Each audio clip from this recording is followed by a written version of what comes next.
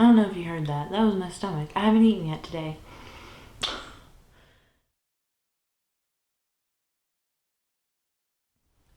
Hey guys, thanks for coming back.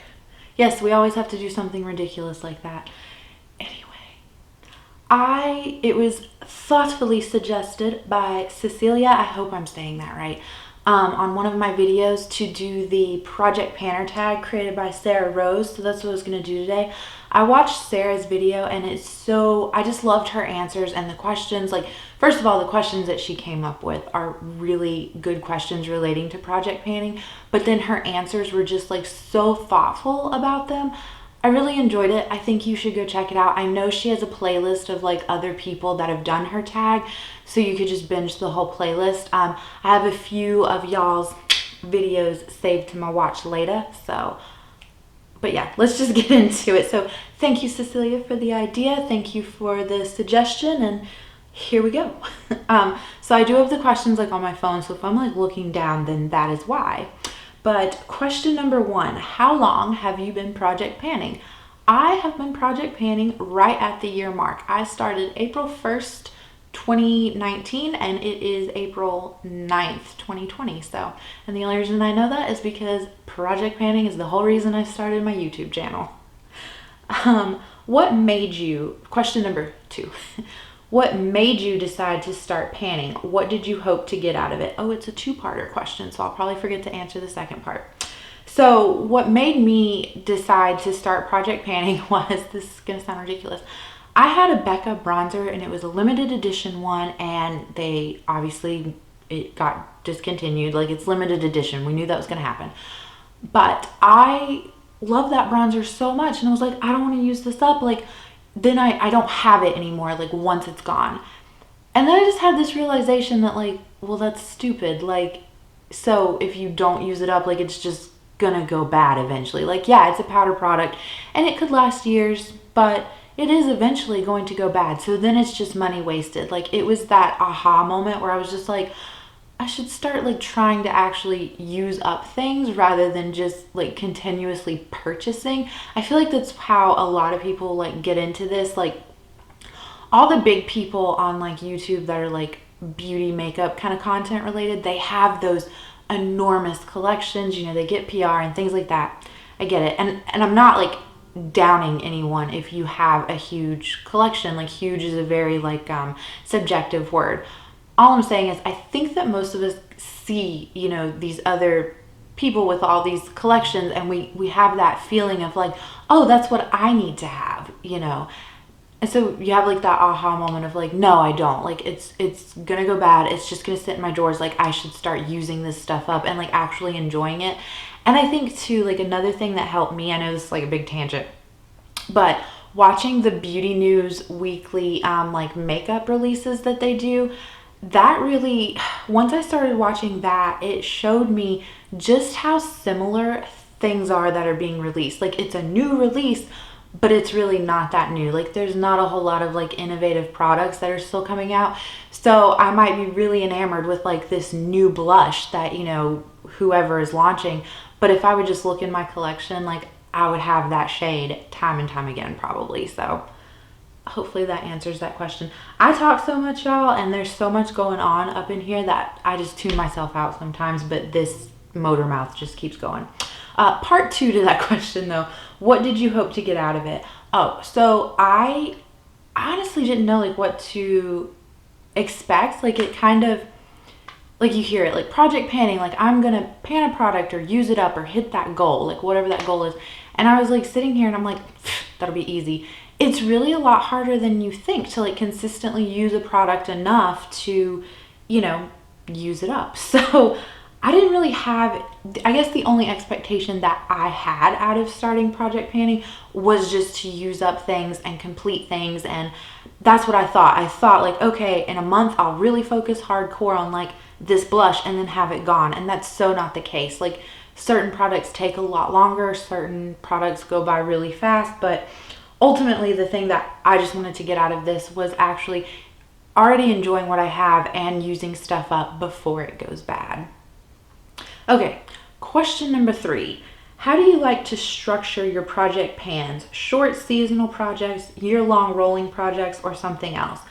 I I only have done like year-long or like projects with no end date as of now.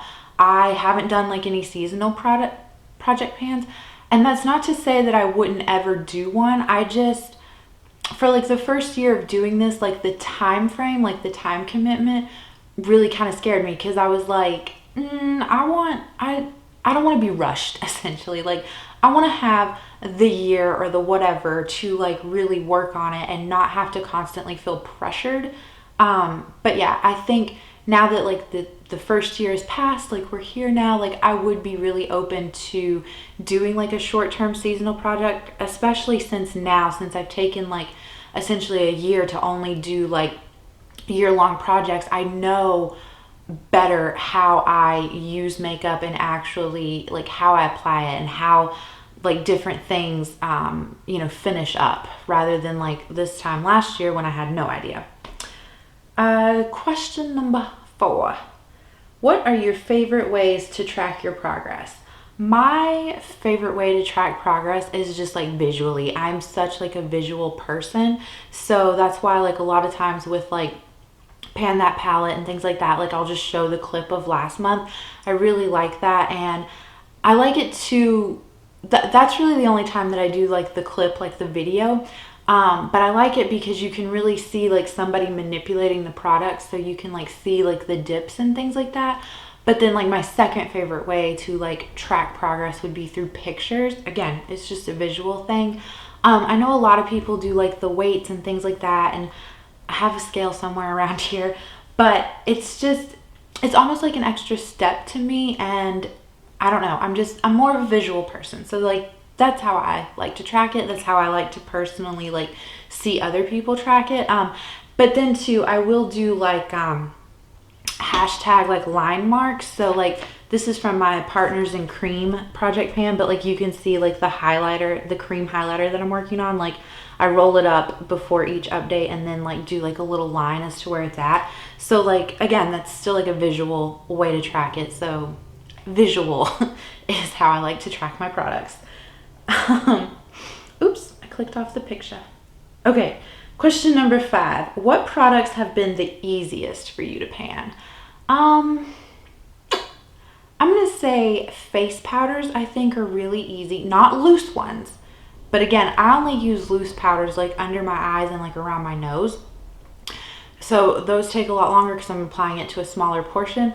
But pressed face powders, I feel like I can go through those pretty quickly because I do use them like in this, it's in a much bigger area. And then I'll also, like if I get a little ham with like blush, bronzer, and highlight, like I'll take a little bit of the face powder and like go in to kind of like re-blend it out. So face products or powder face products. And then I really think eyeshadow is easy, but I have learned that one, I have a heavy hand, which I don't think that's a bad thing. Like that doesn't mean that you're being wasteful. It just means that you pick up more product and apply more product. But yeah, and to a lot of the eyeshadows that I have been like focusing on to pan, they are Lorac shadows, which are just easier like with their formulation. But I have hit pan on other eyeshadows, not just Lorac. So yeah, powder face products and eyeshadows I think are some of the easiest. Let's see. I gotta pull up I screenshotted her question. So here we go. Okay, question number 6. What products have been the hardest? Ooh. Okay. Lip products, because I'll put it on like in the morning or like as I'm doing my makeup, like sit down to film, but then I forget to like take it with me. So it's like I only use the lip product like once that day. I'm trying to get better about remembering to stick things in my pocket. That way I'll have it with me and I can reapply it. But lip products I think are really hard. And I was gonna say something else. Lip products and blushes. I think we can all agree that blushes are the death of any project panner. I just, because you can only use like so much. Like essentially it is going on like a tiny portion of your face, and there's just, in my experience, blushes more often tend to be like harder pressed. Like there's not, I do have a few powdery blushes that I think will be quite easy to hit pan on, but most of them are like so hard pressed, they're so pigmented that it just a little bit goes a very long way. And so blush and lipstick, those are my two answers. Hardest things to pan. Number 7, are there any types of products that you rarely or never put into a project pan? Let's see. I don't do mascaras, and that's just because, and that's not to, like, if you put in mascaras into your project pan, that's great. You keep doing you because it's your project. I just don't do it because typically I only have one mascara open at a time, and I will just use it until they start to like dry out or flake on me. But there's just no real way to like track your progress on a mascara. Like I guess you could weigh it, but it just, to me, it's kind of like a boring item to have in. So that's why I don't ever put those in. But other than mascara, I don't do like a lot of beauty items. Like I don't, which again, this is mostly just because I don't have them. Like I don't have nail polish, so I don't put things like that in. I don't own like, I don't know. I don't tend to put in a lot of hair care or skincare products, but that's just, again, that's because I don't think that that is interesting to watch. Maybe I'll change my mind. And my skin and hair like collection is not nearly as outrageous as like my makeup collection, so it's easier to pan those things like behind the scenes, if that makes sense. But yeah. Okay, number 8. Do you pan skincare or body care or strictly makeup? Now I know I just kind of answered this. I have put in like skincare, body care, and into projects. I do tend to focus more heavily on makeup, but if it's like an expansive project, then I have no problem throwing in some, face or hair or body care, because I don't want to like overwhelm myself. Like I don't want to have 4 blushes in a project. Like I would rather maybe have 2 blushes and then, a hair care and a skincare item. So yeah, I mostly focus on makeup. Question number 9. What is your number 1 advice for a successful project pan? Oh, number 1. Oh, I really liked it in Sarah's video when she did this because she had like 3 number 1 answers. Okay, so the first thing I will say, try to know yourself and how you use makeup. Like, do you go in, so like my very best friend, she's never hit pan on an eyeshadow, and that's simply because she doesn't like go ham in on the eyeshadow, So, and when she does her eyeshadow, it looks very pretty. I'm not like dissing her. I'm just saying her application style is quite different from mine. So like for her to hit pan on an eyeshadow would be much more hard than like for me. So just know how you use your products, and then that will make you more successful, because if you put in a bunch of products where you don't use as much of the product like with each application, then obviously it's going to take a longer time for you to like see your goal, and that can get really frustrating. That's the other thing. Set realistic goals. And my battery's dying. Okay, sorry guys if like the angle or anything has changed. Sorry if it seems a little choppy. My camera battery died, and I swear it said I had 86 minutes left, and I know I haven't been sitting here talking for 86 minutes. So we were on question 9, which was number 1 advice for a successful project pan, and I honestly have no idea what I was rambling on about. So okay, just number 1 advice, which will probably end up being like 3 number 1 advices because I don't remember where I was. Just don't overwhelm yourself. Don't, and it's really easy because it's fun. Like people like theme project pans, and there's like the year long, there's the rolling, there's all this. And like I find myself being like, I want to jump into this, and I want to jump into this, and I want to jump into this, but I don't want to overwhelm myself. I don't want to have like 12 projects going at one time, and within those 12 projects like have a blush or a bronzer or something that's more difficult to pan in each one, because then you're not going to see the progress that you want, and you're going to get like discouraged. So just don't overwhelm yourself. Just pick a few, get your toes wet, And once you figure out your style, then you can like start adding more too, because you'll know like what you're able to accomplish. I also, just one more, because why not? If you can, if you're up for it, I think it's really helpful to not necessarily save all the packaging from your like empties for the year, but at least take pictures like every time you use up like a foundation or a blush or something. Take a picture, that way you'll remember it, or write it down or something. Somehow keep track of how much you use up throughout the year, and then that way going into like the next year you'll have like a good idea on how to like structure a project pan. So like if you know last year you only used up 4 foundations, why would you throw in you know, like 7 foundations and scatter them across projects because you only used up 4? So are you really going to push yourself to use up 4 plus an additional 3? I just think that that would be, you know, really helpful to kind of like learn more about yourself. Okay, the last one. Question number 10. Has panning affected your makeup purchasing habits? If so, how? I think it has, in a sense. I think that it has made me realize, one, just how hard certain things are to get through. And even like the easy items, like even like I said, like, you know, eyeshadow is easy and face powders are easy.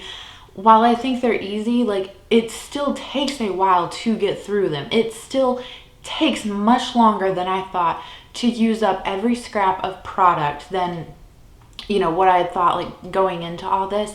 So I definitely now look at things more like, okay, I really want this foundation, and I already have, you know, 5 sitting here on the shelf, and I know that last year I used up, you know, 4. So do I really need it right now? No, I should probably finish up more of my things and then bring that in.